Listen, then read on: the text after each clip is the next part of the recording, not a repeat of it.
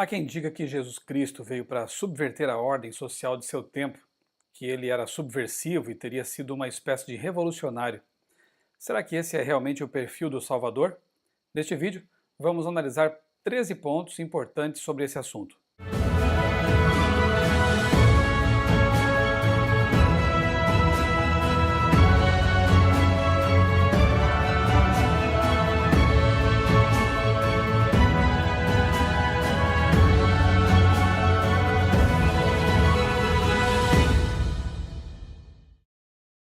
Primeiro ponto: ser subversivo é executar atos de transformação ou derrubada de uma ordem estabelecida, é ser revolucionário. Jesus nunca foi subversivo ou revolucionário no sentido pretendido pela teologia da libertação. Ele nunca foi insubordinado às autoridades religiosas. Na verdade, diz a Bíblia que ele foi oprimido e afligido, mas não abriu a sua boca. Como um cordeiro foi levado ao matadouro e como a ovelha muda perante os seus tosqueadores, assim ele não abriu a sua boca. Isaías 53, verso 7. Confira também Atos capítulo 8, versos 32 a 35. Perante o tribunal de Caifás, ele se manteve calado e sereno de maneira respeitosa. Respondeu apenas quando invocaram o nome de Deus. Levantando-se o sumo sacerdote, disse-lhe: Não respondes coisa alguma ao que estes depõem contra ti? Jesus, porém, guardava silêncio. E, insistindo o sumo sacerdote, disse-lhe: Conjuro-te pelo Deus vivo que nos digas se tu és o Cristo, o Filho de Deus. Disse então Jesus: Tu o disseste. Digo-vos, porém, que vereis em breve o Filho do Homem assentado à direita do poder e vindo sobre as nuvens dos céus. Mateus 26, 62 a 64. Jesus não veio revogar a tradição religiosa. Ele mesmo disse em Mateus 5, 17 e 18: Não penseis que vim revogar a lei ou os profetas. Não vim revogar, mas cumprir. Porque em verdade vos digo, enquanto não passar o céu e a terra, de modo nenhum passará da lei um só i ou um só tio, sem que tudo se cumpra. Ele veio cumprir a vontade do Pai em salvar o ser humano. Veio para vencer o pecado e realizar o plano da salvação, o plano da redenção. Não de um grupo específico ou de uma classe social, mas de toda a humanidade. Isso está em Lucas capítulo 19, verso 10. Ele era o Messias da linhagem de Davi, verdadeiro filho de Abraão, sacerdote segundo a ordem de Melquisedeque, não um subversivo e desviado do judaísmo. Jesus nunca foi insubordinado às autoridades civis, nunca pretendeu sonegar impostos. Dai, pois, a César o que é de César, e a Deus o que é de Deus, ele disse em Marcos 12, 17. Ele agiu assim justamente porque onde estiver o vosso tesouro, aí estará também o vosso coração. Mateus 6, 21. O reino dele não é daqui, João 18, 34 a 36, e não precisava de qualquer intervenção estatal para o cumprimento de seus propósitos. Sendo verdadeiramente Deus, como está em 1 João 5, 20, ele aceitou ser preso, humilhado e não revidou. Não usou a força para conseguir as coisas. Poderia convocar todos os seus anjos para lutarem em favor de sua causa, mas decidiu trilhar o caminho do exemplo e da humildade. Embainha a tua espada, porque todos os que lançarem mão da espada, a espada morrerão. Ou pensas tu que eu não poderia orar agora a meu Pai e que ele não me daria mais de 12 legiões de anjos? Como, pois, se cumpririam as escrituras que dizem que assim convém aconteça? Então disse Jesus à multidão: Saístes como para um salteador, com espadas e varapaus para me prender. Todos os dias me assentava junto de vós, ensinando no templo, e não me prendestes. Mas tudo isto aconteceu para que se cumpram as escrituras dos profetas. Então todos os discípulos deixaram-no e fugiram. Mateus 26, 52 a 56. Mesmo aceitando um julgamento humano em sua própria condenação, disse bem claramente a Pilatos que a função que ele exercia era uma dádiva de Deus, e assim o respeitou naquele julgamento impróprio. Nenhum poder terias contra mim se de cima não te fosse dado. João 19, verso 11. No fim das contas, os líderes religiosos queriam realmente que Jesus possuísse as características de um revolucionário subversivo, uma ameaça à ordem religiosa e civil, para terem motivos de o acusarem. Mas foram exatamente essas as características que Jesus não teve. Levantando-se toda a multidão deles, o levaram a Pilatos e começaram a acusá-lo, dizendo: havendo achado este pervertendo a nossa nação, proibindo dar tributo a César e dizendo que ele mesmo é Cristo, o Rei? E Pilatos perguntou-lhe, dizendo: Tu és o Rei dos Judeus? E ele respondendo, disse-lhe: Tu o dizes. E disse Pilatos aos principais dos sacerdotes e à multidão: Não acho culpa alguma neste homem. Lucas 23, 1 a 4. Segundo ponto. Numa sociedade patriarcal, as mulheres tiveram um papel de protagonismo no movimento que Jesus organizou. Quando lemos o Novo Testamento, especificamente os textos que narram o relacionamento de Jesus com algumas mulheres, entendemos que a posição em que ele as colocava era de respeito paternal, não de inferioridade ou de superioridade. O Evangelho de Lucas menciona várias mulheres que ajudaram no ministério de Jesus: Maria, sua mãe, Isabel, sua tia, a profetisa Ana e a viúva de Naim.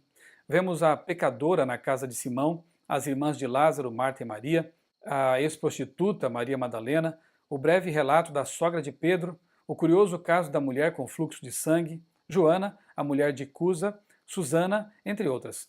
Algumas delas foram curadas, outras foram libertadas do poder maligno pelo Espírito de Deus e ainda outras tornaram-se discípulas de Jesus. Todas elas realizavam funções específicas dentro do ministério de Jesus, de acordo com suas capacidades e seus dons, como qualquer um dos discípulos e discípulas de Cristo. Maria, por exemplo, aceitou sua condição de mãe como função e chamado divino. Eis aqui a serva do Senhor, cumpra-se em mim segundo a tua palavra. Lucas 1, 38. No caso da mulher samaritana, em João capítulo 4, podemos ver que o relacionamento que Jesus teve com ela foi de compaixão, de revelação e de instrução. É verdade que o texto menciona os preconceitos que havia entre judeus e samaritanos e também o preconceito que existia contra mulheres. Porém, o clímax da história se dá em torno do descobrimento que ela faz do Messias e de sua conversão. Ela, que havia sido oprimida pela sociedade judaica e pelos seus próprios pecados, finalmente entendeu que a salvação tinha batido à sua porta. O Messias havia chegado pessoalmente ao seu coração. Deixou, pois, a mulher o seu cântaro e foi à cidade e disse àqueles homens: Vinde, vede um homem que me disse tudo quanto tenho feito. Porventura não é este o Cristo? Saíram, pois, da cidade e foram ter com ele. João 4, 28 a 30. Perceba que a mensagem dela não era sobre classes, uma mensagem de superação de sua condição social. Antes, a mensagem dela era sobre a revelação e a transformação que havia sido operada em seu coração ao entender que ela era uma pecadora, um homem que me disse tudo quanto tenho feito. Esse é o Jesus do Evangelho. Ele está preocupado com a nossa salvação. Portanto, há um respeito sincero e honesto para com as mulheres e não podemos hiperbolizar a função dessas mulheres, como também não devemos assim proceder com qualquer dos outros discípulos, simplesmente porque o protagonista da história é Cristo, não uma determinada classe social. O apóstolo Paulo nos ajuda a concluir de maneira equilibrada. Nisto não há judeu nem grego, não há servo nem livre, não há macho nem fêmea, porque todos vós sois um em Cristo Jesus. Gálatas 3, 28. Terceiro ponto. Numa sociedade muito desigual economicamente, Jesus denunciou o acúmulo de riquezas e exaltou os pobres. Sempre houve desigualdade social e infelizmente sempre haverá, porque as relações econômicas acontecem por agentes que possuem natureza pecaminosa e criam sistemas econômicos injustos. Embora não sendo da vontade de Deus que exista este estado de coisas, a realidade é esta: pois nunca deixará de haver pobre na terra, pelo que te ordeno, dizendo: livremente abrirás a tua mão para o teu irmão, para o teu necessitado e para o teu pobre na tua terra. Deuteronômio 15, verso 11.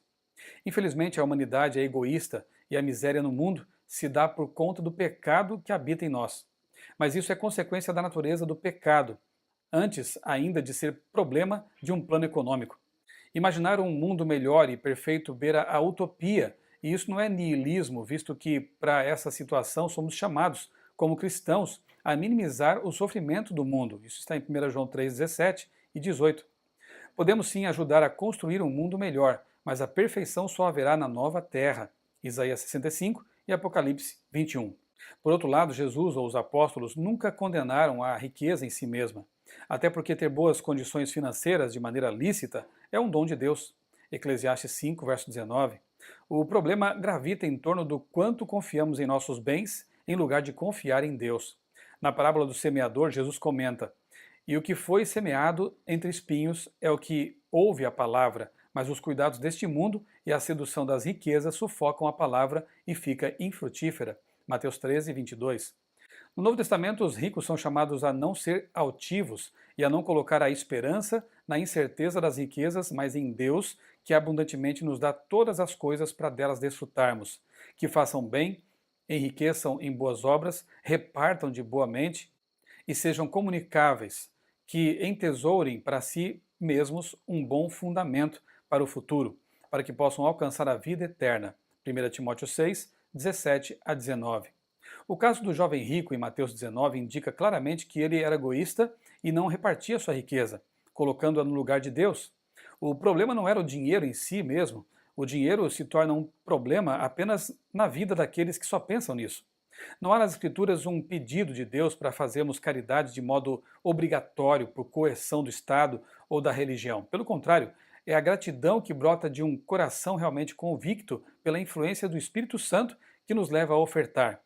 Cada um contribua segundo propôs no seu coração, não com tristeza nem por constrangimento, porque Deus ama ao que dá com alegria. 2 Coríntios 9, verso 7. O caso de Ananias e Safira nos ensina outra verdade. Oferte ao Senhor com o coração para ajudar verdadeiramente os irmãos, mas não faça disso motivo de orgulho e não minta ao Espírito Santo. Não há nas Escrituras algo que nos obrigue a dar ofertas, mas se fizermos isso, que seja de coração. Atos capítulo 5, versos 1 a 12.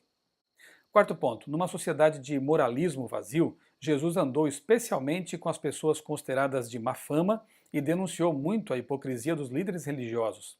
Se utilizarmos aquele ditado, diga-me com quem andas e te direi quem és, o que saberemos de Jesus Cristo? Que ele só andava com prostitutas e ladrões? Certamente que não. A começar pela família dele, vemos o seguinte: seu pai era carpinteiro, conhecido na pequena cidade de Nazaré, bem como seus irmãos e suas irmãs. Não é este o filho do carpinteiro? Não se chama a sua mãe Maria e seus irmãos Tiago, José, Simão e Judas? E suas irmãs não estão todas elas aqui conosco? Mateus 1, 25, 13, 55 e 56 e Marcos 6, verso 3. Os 12 apóstolos também eram pessoas de boa reputação. Em Marcos 3, 16 a 19, Mateus 10, 2 a 4 e Lucas 6, 13 a 16, temos poucos detalhes biográficos, mas vemos que Simão Pedro era pescador e seu irmão Tiago também. João, irmão de Tiago Maior, autor do Evangelho, possivelmente fosse pescador. Não há indicação de Simão Cananeu, Simão Zelota, nem dos outros, mas, sem dúvida, a história do cristianismo os coloca como homens de ilibada reputação, tanto que na tradição católica eles são santos. Até poderíamos questionar sobre Mateus, que era cobrador de impostos, mas depois ele se converteu, verdadeiramente. Lucas 5, 27 e 28. Aliás, as amigas de Jesus, Marta e Maria, eram donas de casa. Lucas 10, 38 a 41, João 11, 1, 5, 19 a 39. Não há indicação de que Lázaro, irmão delas, e um dos melhores amigos de Jesus, tivesse má fama. Depois de sua conversão, Maria Madalena não mais poderia ser encontrada no bordel, porque ela mudou de vida graças ao Senhor Jesus. Ou seja, Jesus ajudou a todos, cuidou de todos e morreu por todos. Não fazia distinção de pessoas e, por isso mesmo, alcançou um número grande de adeptos e simpatizantes. As pessoas de má fama que acompanhavam Jesus certamente deixaram essa vida torta logo que a verdade do Evangelho lhes tocou o coração.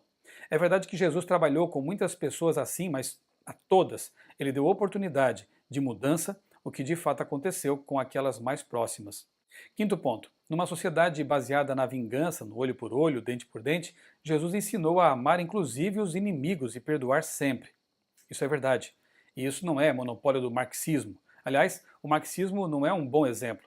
A história nos apresenta um monstruoso número de mortos de fome e pelas guerras causadas por ideias marxistas na antiga União Soviética, no Camboja, em Cuba, na China, na atual Venezuela, por exemplo.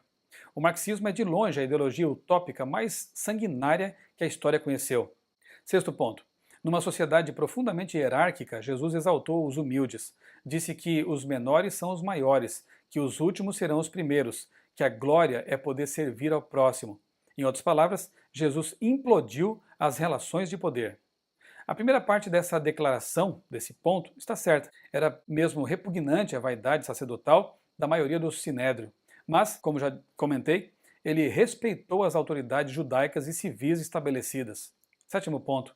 Numa sociedade adultocêntrica, ou seja, que despreza a infância, uma sociedade chata, indisposta ao riso e à brincadeira, Jesus disse que o reino de Deus pertencia justamente às crianças. Verdade. e isso também não é monopólio do marxismo. Oitavo ponto, numa sociedade que odiava os estrangeiros, Jesus andou tranquilo e levemente por vários povos e culturas. Ele desconheceu fronteiras. Também é verdade. E isso igualmente não é monopólio do marxismo. Jesus tratava todos como iguais porque todos estavam no mesmo status diante dele, o status de perdição, da depravação total, do afastamento de Deus. Assim, ele veio para salvar a humanidade e morrer até mesmo pelos que o mataram, porque para com Deus não há acepção de pessoas. Romanos 2, verso 11. No Antigo Testamento, por exemplo, os estrangeiros não israelitas deveriam ser bem tratados. Êxodo 14, 29, 23, 9, Levítico 24, 22, Números 9, 15, enfim, vários textos, inclusive no Novo Testamento, Hebreus 13, verso 2. Embora os costumes pagãos que eles traziam à terra de Israel devessem ser rejeitados diante dos princípios da palavra de Deus, em geral, quando o povo se afastava de Deus, estrangeiros traziam desolação à casa de Israel. Isaías 1:7. Assim, entendemos que os estrangeiros são bem-vindos, conquanto não prejudique nossa cultura e principalmente nossa adoração ao Deus verdadeiro. Nós mesmos somos peregrinos neste mundo, 1 Pedro 2:11, e devemos agir não com um extremo patriotismo, mas com discernimento para entender que em breve seremos cidadãos do reino de Deus. Mas a nossa pátria está nos céus, onde também aguardamos um Salvador, o Senhor Jesus Cristo, que transformará o corpo da nossa humilhação para ser conforme o corpo da sua glória, segundo o seu eficaz poder de até sujeitar a si todas as coisas. Filipenses 3, 20 e 21. Nono ponto. Numa sociedade que tinha uma tradição religiosa conservadora, que achava que só se podia encontrar Deus no templo, Jesus viu a beleza de Deus em tudo quanto é canto. Disse mesmo que era importante buscar de coração, ou seja, ele retirou o poder do templo, retirou o poder dos líderes religiosos que queriam ser gerentes do sagrado. Ele democratizou e ampliou a experiência de Deus. A palavra conservadora é usada aqui de maneira pejorativa e anacrônica. Devemos entender a história do Messias a partir do relato bíblico e não através de filosofias sociais modernas. Poderíamos abordar essa questão em outro momento, porém, basta apenas dizer que Jesus foi zeloso das tradições de seus pais e um autêntico judeu, como está em Lucas 4, 16 a 18. Apenas divergia quando tradições humanas e falhas contrariavam princípios bíblicos e eternos. Ele, porém, respondendo, disse-lhes: Por que transgredis vós também o mandamento de Deus pela vossa tradição? Porque Deus ordenou, dizendo: Honra teu pai e a tua mãe, e quem maldisser ao pai ou à mãe, certamente morrerá. Mas vós dizeis: Qualquer que disser ao pai ou à mãe é oferta ao Senhor, o que poderias aproveitar de mim? Esse não precisa honrar nem a pai e nem a sua mãe, e assim invalidastes pela vossa tradição o mandamento de Deus. Hipócritas, bem profetizou Isaías a vosso respeito, dizendo: Este povo se aproxima de mim com a sua boca e me honra com os seus lábios, mas o seu coração está longe de mim. Mas em vão me adoram, ensinando doutrinas que são preceitos dos homens. Jesus mesmo conservou, num sentido simplório da palavra, os ensinamentos de seus pais terrestres, realizou o trabalho de seu Pai Celestial e aprendeu e discutiu assuntos religiosos com os sacerdotes no templo. Lucas 2, 46 a 52. Jesus frequentava a sinagoga e ensinava ali de acordo com sua tradição religiosa e guardava o sábado, Lucas 4,16, ou seja, era um simples judeu conservador, nada de revolucionário ou subversivo. Décimo ponto, numa sociedade em que a tradição religiosa estava subordinada ao lucro, Jesus entrou no templo quebrando tudo e disse que aquilo ali não era lugar de comércio. Há uma diferença entre quebrar o templo e retirar pessoas que estavam profanando o templo. Ele não retirou os líderes religiosos do templo, nem mesmo retirou o poder desses líderes religiosos. Ele os reprovou, dizendo que a casa de Deus não era lugar de comércio e expulsou os comerciantes.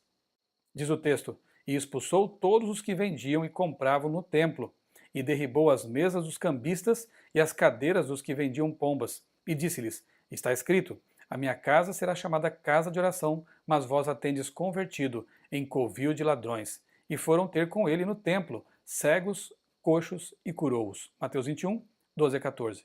11º ponto. Numa sociedade em que alguns territórios valiam mais que outros, ou que pessoas valiam mais ou menos, dependendo de onde moravam, Jesus viveu na periferia e ficou na periferia até o fim. Isso também é verdade e não é monopólio do marxismo. Como já dissemos, o mestre se misturou com todos, independentemente da classe social, Ricos e pobres, mulheres e homens, publicanos e pecadores, judeus e gentios, poderiam ser amigos do Salvador. Há mesmo um anseio de muitas pessoas envolvidas com política partidária nos dias de hoje em promover Jesus a líder político. Ele nunca se aliou a zelotes em seu tempo, nem aos saduceus, nem aos herodianos, classes religiosas com alguma influência política. A verdade é o oposto. Quando se referiu ao governo deste mundo, Jesus disse a Pilatos: "O meu reino não é deste mundo. Se o meu reino fosse deste mundo, pelejariam os meus servos para que eu não fosse entregue aos judeus, mas agora o meu reino não é daqui." João 18, 36. Isso porque ele sabia muito bem que quem governa a terra é o próprio diabo. João 14, 30 e também 1 João 5, 19. É verdade que um dia o diabo será expulso e condenado, mas isso ocorrerá na implantação final do reino de Deus, que será verdadeiramente a pedra que esmagará os governos mundiais, representados pela imagem de Nabucodonosor no livro de Daniel. A iniciativa e o poder para que isso ocorra vem de Deus, não vem de nós. João 12, 31 e Daniel capítulo 2. Enquanto isso, Deus segura os ventos para que a história se cumpra e para nos levar para o céu. Apocalipse 7, verso 1. Numa ocasião bem específica descrita no livro de João capítulo 6, os discípulos e simpatizantes de Jesus ficaram maravilhados com o seu poder. Ficaram atônitos porque estavam sendo alimentados de maneira miraculosa e decidiram proclamar em Jesus rei, mas ele recusou a nomeação. Sabendo, pois, Jesus que haviam de vir arrebatá-lo para o fazerem rei, tornou a retirar-se ele só para o monte. João 6,15. Ele não queria uma nomeação, não queria se candidatar a político, não brigou para ser parte do sinédrio, não quebrou as coisas, apenas falava, curava e ensinava as pessoas, e elas o seguiam. 12º ponto. Justamente por essas razões, ele não teve a chance de envelhecer. Jesus foi preso, torturado e assassinado pelo Estado, a pedido dos líderes religiosos em nome da ordem. Isso também é verdade e não é monopólio do marxismo. Ademais, vê-se claramente que todas as vezes em que a religião e o Estado se uniram, a história acabou mal. 13º ponto. Jesus morreu como imoral, escandaloso, desviado, rebelde, desordeiro, herege. É esse Jesus que tantas vezes parte da igreja, em nome da ordem, tenta esconder. Mas é esse o Jesus do Evangelho, revolucionário, subversivo. Não mesmo. Essas eram as mesmas acusações que faziam contra ele. E por isso mesmo seu julgamento foi injusto. Quando repetimos que Jesus era subversivo, rebelde, desordeiro, ecoamos a mesma voz das pessoas que o mataram naquela tarde de sexta-feira. Um dia, Jesus vai voltar, a injustiça cessará e seremos transformados. Até lá, devemos fazer o bem, ajudar as pessoas, apegando-nos sempre à sua palavra. Não devemos nos apegar a ideologias modernas, nem a distorções do caráter de Deus. Que vivamos em paz.